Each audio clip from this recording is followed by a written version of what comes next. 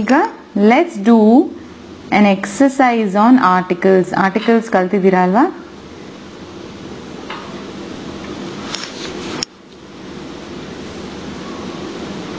So we know that the three articles are a, an and the. A ಮತ್ತೆ an are indefinite articles.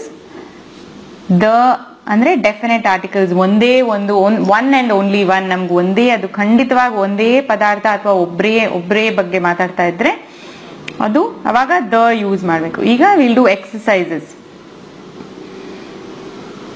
This is dash bed.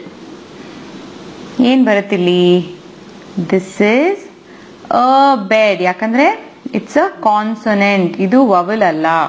ಮತ್ತೆ ಯಾವುದೋ ಒಂದು bed ಬಗ್ಗೆ ಮಾತಾಡ್ತಿದೀವಿ, ಇದೇನು ಅದ್ರ ಬಗ್ಗೆ ಖಂಡಿತವಾಗಿ ಏನು ವಿಷಯ ಗೊತ್ತಿಲ್ಲ, ಅದಕ್ಕೆ ನಾವು it's a indefinite article.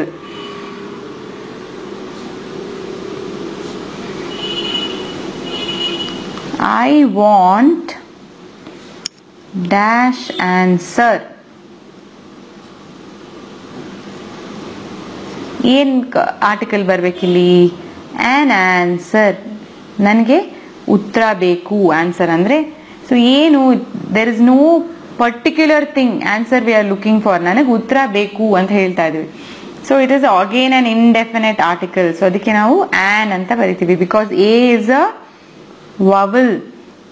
On ನಾವು ಯಾವಾಗ ಯೂಸ್ ಮಾಡ್ತೀವಿ? ವಿ ಯೂಸ್ ಆನ್ ವೆನ್ ಅದ ಆರ್ಟಿಕಲ್ ಆದ್ಮೇಲೆ ಬರೋ ವರ್ಡ್ಗೆ ವವಲ್ ಇದ್ರೆ, a e i o u ಇಂದ ಶುರುವಾಗುವಂತ ವರ್ಡ್ಸ್ ಇದ್ರೆ ನಾವು ಆನ್ ಯೂಸ್ ಮಾಡ್ತೀವಿ. Next one,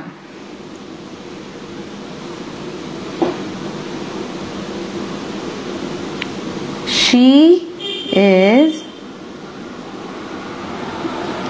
dash class leader. ಒಂದು ಕ್ಲಾಸಲ್ಲಿ ಎಷ್ಟು ಒಬ್ರು ಕ್ಲಾಸ್ ಲೀಡರ್ ಇರ್ತಾರಲ್ವಾ? So we know definitely she is the only one. ಒಬ್ಳೇ ಹುಡುಗಿ, ಒಬ್ಳೇ ಕ್ಲಾಸ್ ಲೀಡರು. ಅದರಿಂದ ನಾವು ಡೆಫಿನೆಟ್ ಆರ್ಟಿಕಲ್ ದ ಅನ್ನುವ ಆರ್ಟಿಕಲ್ ನ ಯೂಸ್ ಮಾಡ್ತೀವಿ.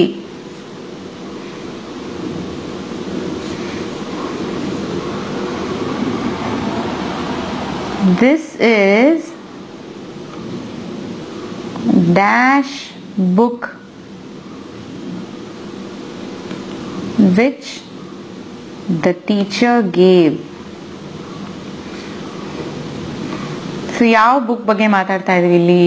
ಯಾವುದೋ ಒಂದು ನಮ್ಮ ಟೀಚರ್ ಕೊಟ್ಟಿರೋ ಒಂದೇ ಒಂದು ಪುಸ್ತಕ, ಒನ್ ಅಂಡ್ ಓನ್ಲಿ ಬುಕ್. ಮತ್ತೆ ಇಲ್ಲಿ ಏನಿದೆ? ಬುಕ್ ಅನ್ನೋದು ವವಲ್, ಬೀನ್ ಅನ್ನೋದು ವವಲ್ ಕಾನ್ಸನೆಂಟಾ? It's a consonant. ಅದರಿಂದ ನಾವು a book, this is a book ಅಂತ ಹಾಕಿದ್ರೆ ಕರೆಕ್ಟ್ ಆಗುತ್ತಾ? ಇಲ್ಲ, ತಪ್ಪು. ನೋಡಿದ್ರ? ಸೊ ನಾವಿಲ್ಲಿ ದಿಸ್ ಇಸ್ ದ ಬುಕ್ ಅಂತ ಯೂಸ್ ಮಾಡ್ತೀವಿ. ಯಾಕಂದ್ರೆ ನಮ್ಮ ಟೀಚರ್ ಕೊಟ್ಟಿರುವ ಒಂದೇ ಒಂದು ಬುಕ್ ಬಗ್ಗೆ ಮಾತಾಡ್ತಾ ಇದೀವಿ ನಾವು. ಅದರಿಂದ ದ ಅನ್ನುವ ಆರ್ಟಿಕಲ್ ನ, ಡೆಫಿನೆಟ್ ಆರ್ಟಿಕಲ್ ನ ಯೂಸ್ ಮಾಡ್ತೀವಿ. ಈಗ ಇದನ್ನೇ ನಾವು ದಿಸ್ ಇಸ್ ಡ್ಯಾಶ್ ಬುಕ್ ಅಂದ್ರೆ ಯಾವ್ದಾದ್ರೂ ಒಂದು ಪುಸ್ತಕ ಇರ್ಬೋದು, ಅವಾಗ ನಾವು ದಿಸ್ ಇಸ್ ಅ ಬುಕ್ ಅಂತ ಹೇಳ್ತೀವಿ.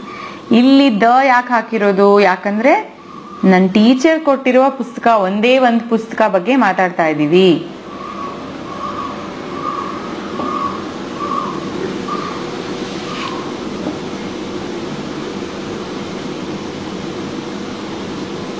Here is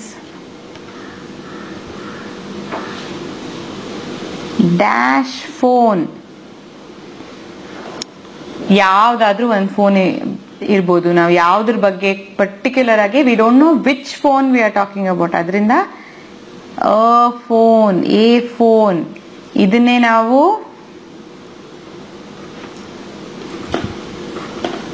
here is the new phone I got for my birthday. So ನಾನು ಹುಟ್ಟು ಹಬ್ಬಕ್ಕೆ ಸಿಕ್ಕಿರುವ ಫೋನ್ ಬಗ್ಗೆ ಮಾತಾಡ್ತಾ ಇದೀವಿ. ಅದರಿಂದ ನಾವು ದ ಅನ್ನುವ ಆರ್ಟಿಕಲ್ ನ ಯೂಸ್ ಮಾಡ್ತೀವಿ. ದ ನ್ಯೂ ಫೋನ್, ಇದು ಇಲ್ಲಿ ಅ ಫೋನ್ ಅಂತ ಹೇಳ್ತಿರೋದು ಯಾಕಂದ್ರೆ ಯಾವುದೋ ಒಂದು ಫೋನು, ಯಾವ್ದಾದ್ರೂ ಆಗಿರ್ಬೋದು. ಇಲ್ಲಿ the new phone I got for my birthday, ನನ್ನ ಹುಟ್ಟು ಹಬ್ಬಕ್ಕೆ ಸಿಕ್ಕಿದ್ದ ಹೊಸ ಫೋನ್ ಬಗ್ಗೆ ಮಾತಾಡ್ತಾ ಇದ್ದೀನಿ. ಅದರಿಂದ definite article. Sheela is only girl who got 100 in maths. ಯಾರ ಬಗ್ಗೆ ಮಾತಾಡ್ತಾ ಇದೀವಿ? Sheela is the only girl. ಎಷ್ಟೋ ಹುಡುಗಿರಿದ್ದಾರೆ, ಆದ್ರೂ ನಾವು ಶೀಲಾ ಬಗ್ಗೆ ಮಾತ್ರ ಮಾತಾಡ್ತಾ ಇದೀವಿ. ಅದರಿಂದ the only girl definite article. ಯಾರಿಗೆ 100 ಸಿಕ್ತು ಮ್ಯಾಥ್ಸ್ ಅಲ್ಲಿ ನಮ್ಮ ಕ್ಲಾಸ್ ಅಂದ್ರೆ ಶೀಲಾ ಒಬ್ಳು ಹುಡುಗಿ. ಅದರಿಂದ ಇಟ್ಸ್ ಅ ಡೆಫಿನೆಟ್ ಆರ್ಟಿಕಲ್. ಇದೇ Sheela becomes Sheela is a girl ಆಗುತ್ತೆ. ಬರೀ ನಾವು ಶೀಲಾ ಒಬ್ಬ ಹುಡುಗಿ ಅಂತ ಹೇಳಿದಾಗ a girl.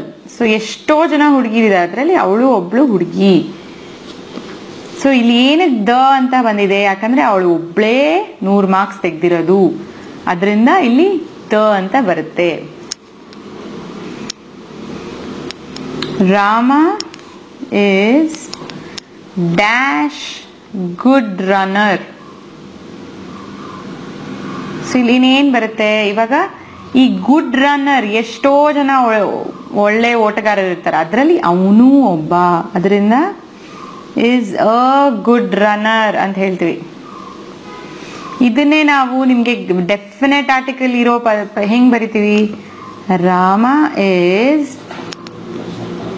The runner who got first prize. So ಇಲ್ಲಿ ಫಸ್ಟ್ ಪ್ರೈಸ್ ಎಷ್ಟು ಜನಕ್ಕೆ ಸಿಕ್ತು? ಒಬ್ಬನಿಗೆ ಸಿಕ್ತು. ಅದಕ್ಕೆ ಇಲ್ಲಿ ದ ಬರಿತೀವಿ. ನೋಡಿ, ಎರಡರಲ್ಲೂ ರಾಮ ಇಸ್, ಎರಡರಲ್ಲೂ ರನ್ನರ್ ಇದೆ. ಇಲ್ಲಿ ಗುಡ್ ರನ್ನರ್, ಅವನೊಬ್ನೇನಾ ಲೋಕದಲ್ಲಿ ಗುಡ್ ರನ್ನರು ಅಲ್ಲ ಅಲ್ವಾ? He is not the only good runner, there are many good runners. ಅದರಿಂದ ಇಂಡೆಫಿನೆಟ್ ಆರ್ಟಿಕಲ್. ಎಷ್ಟೋ ಜನ ಒಳ್ಳೆ ಓಟಗಾರರಲ್ಲಿ ಅವನು ಒಬ್ಬ. ಇಲ್ಲಿ Rama is the runner who got a first prize ಅಂದ್ರೆ ಅವನು ಮೊದಲನೇ ಪ್ರಶಸ್ತಿ ಗಳಿಸ್ತಾ ಅವನೊಬ್ನೇ ಓಟಗಾರ. ಅದರಿಂದ ದ ರನ್ನರ್.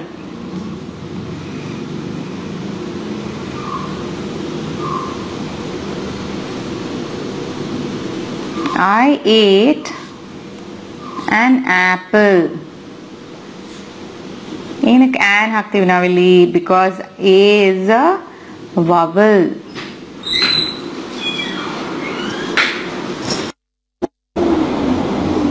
ಹೀಗಿದೆ ಆಪಲ್ನ. I ate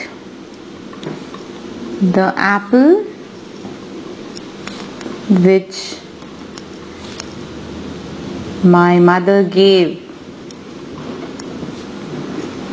ಇಲ್ಲಿ ಯಾಕೆ ನಾವು ದ ಯೂಸ್ ಮಾಡ್ತೀವಿ? ಯಾಕಂದ್ರೆ ನಾನು ನಮ್ಮಮ್ಮ ಕೊಟ್ಟ ಆಪಲ್ ಬಗ್ಗೆ ಮಾತಾಡ್ತಾ ಇದೀವಿ. ಒಂದೇ ಒಂದು ಹಣ್ಣು, ನಂಗೆ ಯಾವ ಹಣ್ಣದು ಅಂತ ಗೊತ್ತು, ಅದರಿಂದ ಡೆಫಿನೆಟ್ ಆರ್ಟಿಕಲ್. ಅದರಿಂದ we have use the. So ಇಲ್ಲಿ ಏನಪ್ಪ, ಎರಡು ಕಡೆನೂ ಆಪಲ್ ಇದೆ, ಇಲ್ಲಿ ಯಾಕೆ ಆನು, ಇಲ್ಲಿ ಯಾಕೆ ದ ಯೂಸ್ ಮಾಡಿದ್ದಾರೆ ಅನ್ಕೋಬಾರ್ದು. ಸೆಂಟೆನ್ಸ್ನ ಪೂರ್ತಿ ಓದಿ ಅರ್ಥ ಮಾಡಿಕೊಂಡು ಯಾವುದೋ ಒಂದು ಹಣ್ಣು ಬಗ್ಗೆ ಮಾತಾಡ್ತಾ ಇದೀವ, ಅಥವಾ ಒಂದೇ ಒಂದು ಹಣ್ಣು, ನಮ್ಮಮ್ಮ ಕೊಟ್ಟಿದ್ದ ಹಣ್ಣು ಅನ್ನ ತಿಂದೆ. ಸೊ ಅದು ಒನ್ ಅಂಡ್ ಓನ್ಲಿ, ಒಂದೇ ಒಂದು ಪದಾರ್ಥದ ಬಗ್ಗೆ ಮಾತಾಡಿದಾಗ ಡೆಫಿನೆಟ್ ಆರ್ಟಿಕಲ್.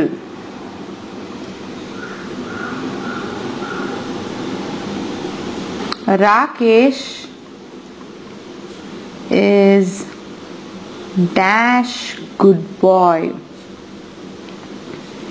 ಸೊ ನಾವಿಲ್ಲಿ ಅ ಗುಡ್ ಬಾಯ್ ಅಂತ ಬರೀತೀವಿ. ಯಾಕೆ? ರಾಕೇಶ್ ಒಬ್ಬನೇ ಆಗಿದ್ರು ಗುಡ್ ಬಾಯ್ ಅನ್ನೋದು, ಎಷ್ಟೊಂದು ಗುಡ್ ಬಾಯ್ಸ್ ಇದಾರಲ್ವಾ, ಅವನು ಒಬ್ಬನಲ್ಲ. ಅದರಿಂದ ಅ ಗುಡ್ ಬಾಯ್. ಎಷ್ಟೋ ಒಳ್ಳೆ ಹುಡುಗರಲ್ಲಿ ಅವನು ಒಬ್ಬನಾಗಿರೋದ್ರಿಂದ ಇಂಡೆಫಿನೆಟ್ ಆರ್ಟಿಕಲ್ ಯೂಸ್ ಮಾಡ್ತೀವಿ.